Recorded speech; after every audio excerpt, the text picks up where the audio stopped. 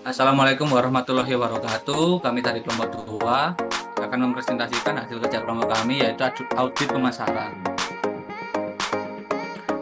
Untuk anggotanya sendiri, yang pertama yaitu ada Neviana Yusriawati Deva absen 19, kemudian Sri Umroh Afifah absen 24, terus Sri Cahaya Nugra absen 25, Iren Etano absen 27, dan Maria Amaranta Hilu absen 28. Yang pertama yaitu penjelasan. Audit pemasaran adalah proses mengevaluasi dan menganalisis aktivitas pemasaran suatu organisasi atau perusahaan. Tujuan audit pemasaran adalah untuk menentukan seberapa efektif strategi dan taktik pemasaran yang telah diterapkan dan menemukan area yang perlu diperbaiki. Kemudian fungsi utama audit pemasaran atau marketing audit adalah untuk menguji dan menilai tujuan dan kebijakan pemasaran yang akan mengarahkan perusahaan, sehingga merupakan alat bagi manajer pemasaran untuk dapat mendeteksi dan mengungkapkan permasalahan yang dihadapi.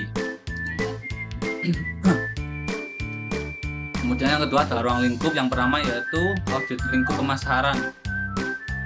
Audit terhadap lingkungan pemasaran mencakup penilaian terhadap pelanggan, pesaing, dan berbagai faktor. Audit ini meliputi aspek lingkungan makro seperti ekonomi, teknologi, sosial, dan politik.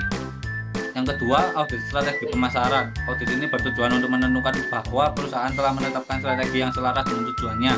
Yang ketiga, audit organisasi pemasaran. Audit ini menilai kemampuan organisasi. Tujuan menentukan kemampuan pemasaran untuk secara efektif berinteraksi dengan bagian-bagian lain seperti lead bank, keuangan, pembelian, dan sebagainya.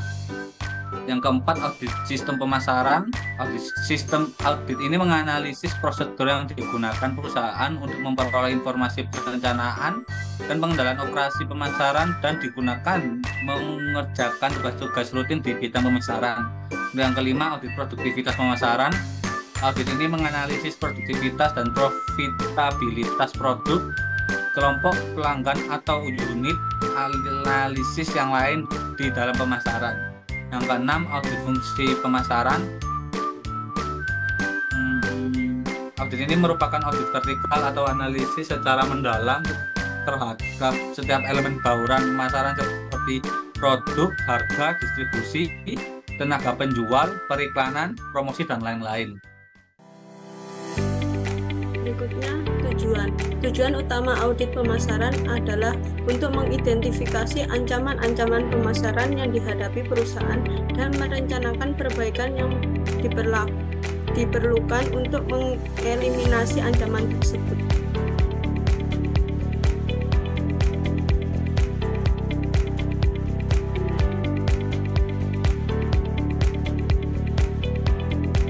Selanjutnya, proses manajemen pemasaran. Proses manajemen pemasaran merupakan proses menganalisis peluang pasar, memilih pasar sasaran, mengembangkan bauran pemasaran, dan mengelola upaya-upaya pemasaran. Proses ini mengordinasikan seluruh aktivitas pemasaran dalam suatu strategi pemasaran yang ditetapkan perusahaan dan sumber daya yang terlibat di dalamnya untuk mencapai tujuan perusahaan. Next. Yang selanjutnya yaitu menentukan konsumen sasaran. Yang pertama yaitu segmentasi pasar, merupakan proses pengelompokan pelanggan ke dalam kelompok-kelompok tertentu dengan kebutuhan, karakteristik, atau perilaku yang sama. Segmen pasar bisa dibedakan berdasarkan faktor geografis, demografis, fisikografis, dan perilaku. Yang kedua yaitu penetapan pasar sasaran, merupakan proses untuk mengevaluasi setiap daya tarik segmen pasar dan memilih satu atau lebih segmen yang akan dimasuki. Setelah memutuskan segmen pasar yang dilayani, perusahaan harus memutuskan posisi apa yang ingin ditempatinya. Yang ketiga yaitu penentuan posisi pasar, mengatur suatu produk untuk mengamati tempat yang jelas berbeda dan diinginkan relatif terhadap produk-produk saingannya di dalam pikiran konsumen sasaran. Mengidentifikasi terhadap keunggulan merupakan bersaing adalah hal pertama yang harus dilakukan perusahaan untuk memutuskan posisi produknya. Next.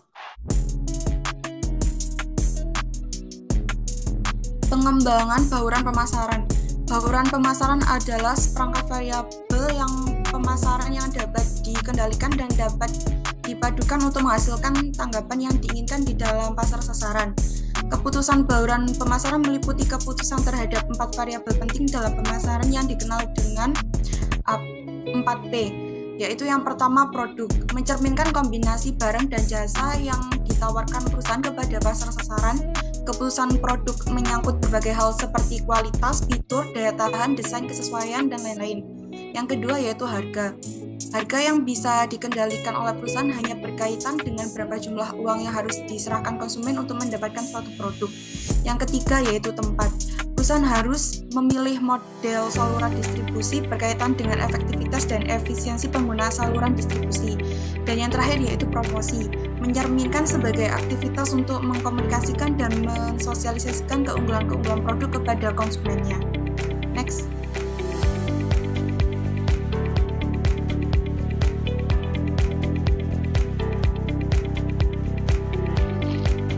Yang berikut adalah mengelola upaya pemasaran. Analisis pemasaran, analisis SWOT dapat membantu perusahaan dalam perumusan strategi untuk mencapai keunggulan bersaingnya.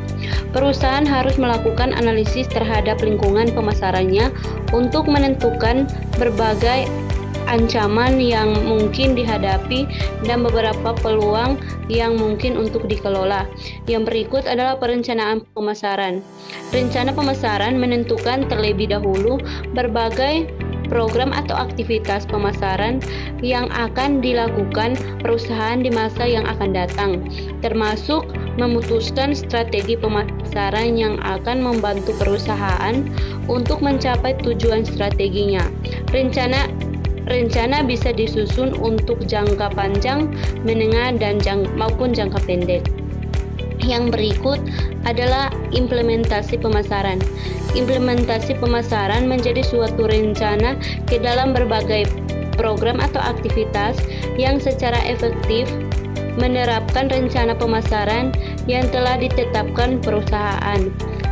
Semua sumber daya baik SDM, keuangan, fasilitas, informasi, dan sebagainya dikoordinasikan untuk mencapai tujuan perusahaan sesuai dengan rencana.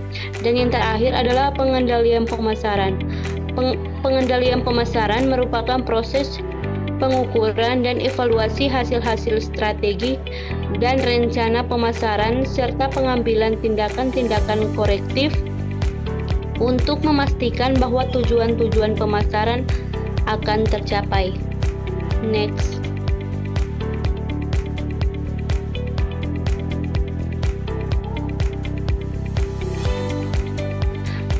Yang berikut adalah kemungkinan terjadinya fraud. Kemungkinan terjadinya fraud atau penipuan dalam audit pemasaran akan tergantung pada sejumlah faktor, termasuk kebijakan perusahaan, praktik pengawasan, serta integritas individu yang terlibat dalam proses pemasaran. Penipuan dalam audit pemasaran dapat terjadi dalam beberapa cara, di antaranya yang pertama, penggelembungan mentruk pemasaran, yang kedua, penyembunyian informasi negatif, yang ketiga, manipulasi data penelitian pasar, yang keempat, praktik iklan menyesatkan, dan yang terakhir adalah penipuan dalam perencanaan anggaran pemasaran. Next. Yang berikut yaitu kasus fraud.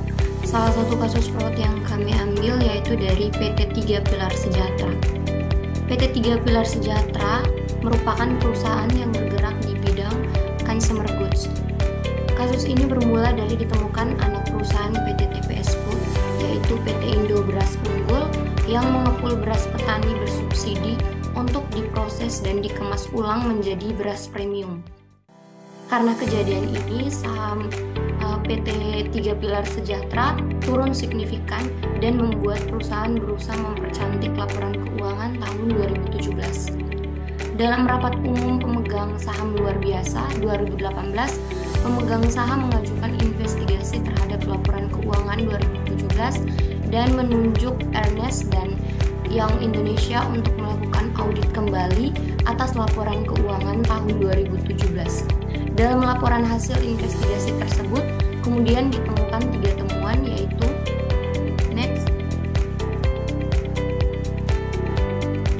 Yang pertama, dugaan overstatement sebesar 4 triliun pada akun piutang usaha, persediaan, dan aset tetap grup TPS Food, dan sebesar 662 miliar pada penjualan, serta 329 miliar pada EBITDA entitas Food. Yang kedua, dugaan aliran dana sebesar 1,78 triliun dengan berbagai skema dari grup TPS Food kepada pihak-pihak yang diduga terafiliasi dengan manajemen lama, antara lain dengan menggunakan pencairan pinjaman grup TPS Food dari beberapa bank, pencairan deposito berjangka, transfer dana di rekening bank, dan pembiayaan beban pihak terafiliasi oleh grup TPS Food. Yang ketiga, terkait hubungan dan transaksi dengan pihak terafiliasi, tidak ditemukan adanya pengungkapan atau disclosure secara memadai kepada para pemangku kepentingan yang relevan. Hal ini berpotensi melanggar keputusan Ketua Badan Pengawas Pasar Modal dan Lembaga Keuangan tentang transaksi afiliasi dan benturan kepentingan transaksi tertentu. Next. Sekian presentasi dari kelompok kami yang berkaitan dengan materi audit pemasaran.